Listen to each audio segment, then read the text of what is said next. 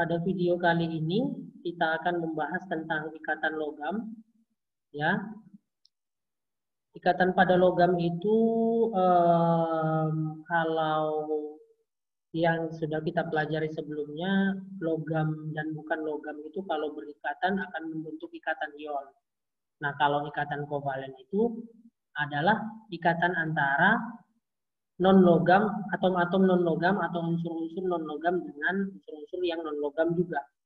Nah, ikatan apa yang terjadi jika atom logam dan atom logam berikatan? Ya, ada tanda tanyanya di sini. Kemudian atom logam dan atom logam akan membentuk kristal logam. Ya, kristal logam yang Anda lihat sehari-hari seperti logam besi, tembaga, dan aluminium memiliki ikatan logam pada atom-atomnya. Nah, contoh seperti ini ada ilustrasinya ya. Ada kuningan, kemudian aluminium, besi, tembaga, baja, campuran logam, dan perunggu. Yang akan kita bahas pada video kali ini ya, tentang ikatan pada logam. Nah, untuk pembahasan kali ini kita lebih fokus kepada sifat-sifat fisik logam ya. Bukan bagaimana cara logam-logam itu berikatan. Ikatan pada logam berbeda dengan ikatan kimia lainnya sebab elektron-elektron dalam kristal logam bergerak bebas. Berikut ini dipaparkan sifat-sifat fisik logam. Yang pertama, sebelum kita lebih mendalam tentang sifat-sifat fisik logam, kita bahas dulu tentang teori lautan elektron. Teori lautan elektron ini dikemukakan oleh Drude Lorentz ya. Yang menurut teori ini kristal logam tersusun atas kation-kation logam, ya berarti muatan positif pada logam yang terpatri di tempat, tidak bergerak. Jadi ini posisinya stabil ya, tidak bergerak, terpaku di sini saja, dan dikelilingi oleh lautan elektron valensi yang bergerak bebas. Jadi elektron valensinya bergerak bebas. Nah, jadi kalau pada logam itu menurut Drude Lorentz ya, muatan positifnya tetap tidak bergerak. Sementara elektron valensinya, elektronnya itu bergerak bebas. Nah, ikatan logam terbentuk antara kation-kation logam dan elektron valensi. Ikatan logamnya terbentuk antara kation-kation logam ini atau muatan-muatan positifnya dengan elektron-elektron valensi yang bebas ini tadi yang disebut dengan teori lautan elektron. Nanti melalui teori lautan elektron inilah akan kita bahas sifat-sifat fisik logam. Elektron-elektron valensi logam bergerak bebas dan mengisi ruang-ruang di antara kisi-kisi kation logam. Ya, kisi-kisi itu space-nya ya, ruang-ruangnya ya, bergerak bebas menurut Drude Lorentz ini dia semua elektron valensi daripada logam itu bergerak bebas. Oleh karena bergerak bebas, elektron-elektron valensi dapat berpindah jika dipengaruhi oleh medan listrik atau panas.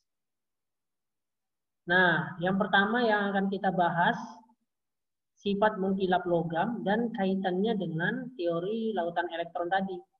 Nah, menurut teori Drude Lorentz, jika cahaya tampak atau cahaya yang bisa kita lihat ya, visible ya, jatuh pada permukaan logam, sebagian elektron valensi logam akan tereksitasi. Ketika elektron yang tereksitasi itu kembali ke keadaan dasar, akan disertai pembebasan energi dalam bentuk cahaya atau kilap. Kalau boleh kita ilustrasikan, elektron yang tereksitasi ini kemudian kembali kepada keadaan dasar ini, contohnya kalau kita kepanasan. Nah, kalau kita kepanasan, kita akan mencari cara, tubuh kita sendiri akan mencari cara supaya kita kembali kepada keadaan dasar. Yaitu supaya tubuh kita kembali kepada kondisi normal lagi. Dengan cara mengeluarkan keringat. Nah, kalau pada elektron, dari kondisi tereksitasi untuk kembali kepada keadaan dasar, kepada keadaan normalnya, itu dengan cara mengeluarkan energi. Nah, atau bahasa lainnya pembebasan energi. Dan pembebasan energi itu dalam bentuk cahaya. Hal inilah yang menyebabkan logam itu dia bersifat mengkilap. Kalau diilustrasikan pada tubuh kita tadi, kita mengeluarkan keringat. Tapi kalau elektron untuk kembali pada keadaan dasar dengan cara pembebasan energi yang berupa atau dalam bentuk cahaya. Inilah yang menyebabkan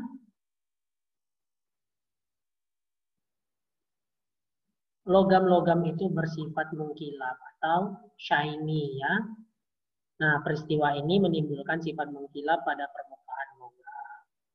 Jadi kalau kita bahas berdasarkan ikatan kimianya dan teori lautan elektron yang dikemukakan oleh si Drude Lorentz ini. Kemudian daya hantar listrik atau konduktor listrik dan panas pada logam. Logam itu kan merupakan konduktor atau yang baik dalam menghantarkan listrik dan panas. Yang akan kita bahas berdasarkan teori lautan elektron.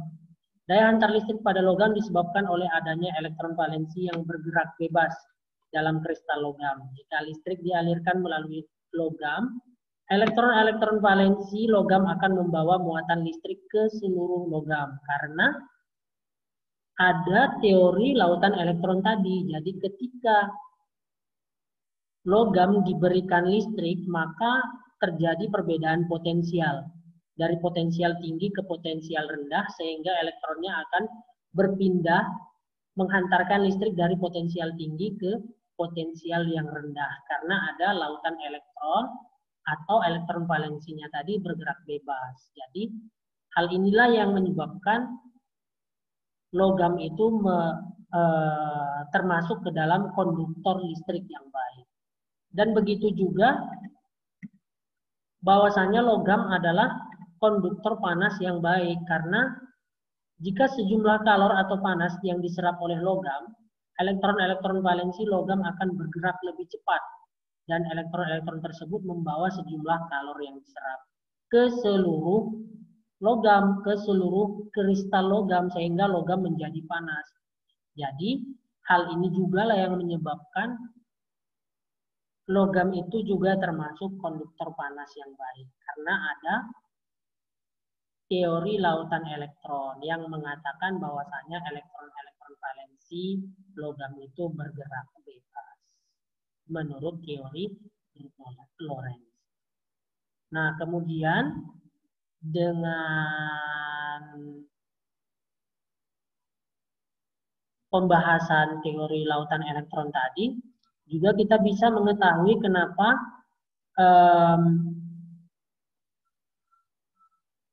logam itu memiliki sifat lentur atau tidak kaku. Nah, logam itu memiliki sifat lentur atau tidak kaku. Ini maksudnya lenturnya ini tidak lentur seperti plastik ya, plastik atau karet ya. Tapi lenturnya itu maksudnya adalah ketika logam ini ditempa atau dibengkokkan dia tidak patah. Kalau kita ilustrasikan kayu atau sumpit, kalau kita bengkokkan maka akan patah. Tapi kalau kita lihat sendok yang terbuat dari logam ya, ketika kita bengkokkan, maka sendok itu tidak patah. Hal ini terjadi karena ketika ditempa, ya, kation-kation ini kan dia pada posisi yang tetap. Ya. Kation-kation ini akan bergeser, tapi pergeserannya tidak menyebabkan patah karena selalu dikelilingi oleh lautan elektron. Hal inilah yang menyebabkan kalau logam itu dibentuk, ditempa, atau dibengkokkan, dia tidak patah. Karena ada lautan elektron yang bergerak bebas, elektron valensinya. Kalau kita bandingkan dengan NaCl, misalnya ya, NaCl, kita pukul menggunakan martil atau palu, maka NaCl-nya akan pecah. Berbeda dengan logam yang kita pukul dengan martil. Ya. Nah, kalau kita lihat ilustrasinya seperti ini, diberikan tekanan di sini maka akan berpisah. Terjadi pergeseran kisi dan pecah akibat tolakan antar kisi. Dan hal ini tidak terjadi pada logam karena elektronnya selalu bergerak secara bebas. Jadi ikatannya jauh lebih baik.